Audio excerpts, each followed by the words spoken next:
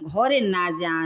पार्वती जी कहतरी कि कितना रौरा के मने लोग पूजा पाठ करत कि रउआ मंदिर में रही जातनी, घरे नहीं आवत। कहलन शंकर जी की सुन, अरे हमरा के इतना दुनिया में शिष्या लोग मान देले बा, आकि हमारा मंदिर छोड़े के मन नहीं करत, काहे कि बड़ी सेवा हमके शिष्या लोग कर रहल बा लो।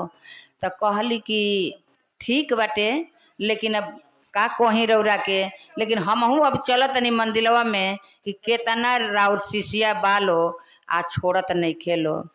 तो अली जब मंदिर में अली तो शंकर जी बैठल बाड़न अपन मन धारा लेके, लेकिन मंदिर में शिष्या लोग रहे लो ना, पूजा पाठ क के चल गए रहे लो। जब चल गए लो नागिन बाड़ी तब शंकर जी का कपड़े पर अपन फेन धके बैठल बाड़ी।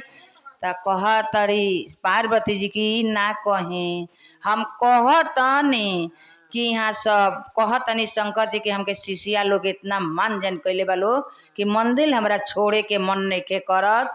आ हम तो देखतनी कि इ नगिनिए बैठल बिया यहाँ के कपार पर चढ़ के। हम यहाँ के परिवार हई, घरे बानी, आ इ बिया तो इनकी कपड़े पर बिया, रह रह तो के हम बैठे ना दे। उठली बस चार खाड़ा काट दिहली, आ काट के मंदिर का चारों कोना गाड़ दिहली। जब गाड़ दिहली तो एगो भांग के फेड़ जाम गईल, एगो कनैला के फेड़ जाम गईल, एगो धतूर के जाम गईल, चारों कोना चारों फेड़ जाम गईल।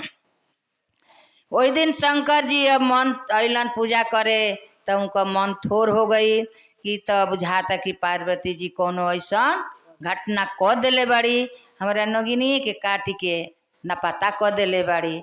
और तो चारों फेड़वा जाम गईल।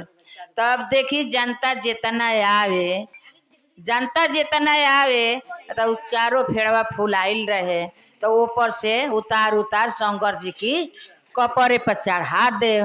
कहलन शंकर जी कि ठीक बा, तू तो अपन वाली कैलू ह, नागिन के काट के गाड़ दिले हो, लेकिन 4 गो फेड़ा हो गइल बा, लेकिन तबो तो हमारी कपड़े पर चढ़ता। कौन कहीं की दूर चढ़ता, हमारी कपड़े पर चढ़ता। तो अब ओही दिन अब चल गलन मन मधुआइल क के। कहतरी पार्वती जी शंकर जी रोज आवत रहनी हाँ, तो रौरा हंसी खुशी से घरे आवत रहनी हाँ, आज काहे रौरा मन उदासल बा, काहे इंगा बानी। कहलन शंकर जी आकि हम का कहीं आकि काहे उदासल बानी।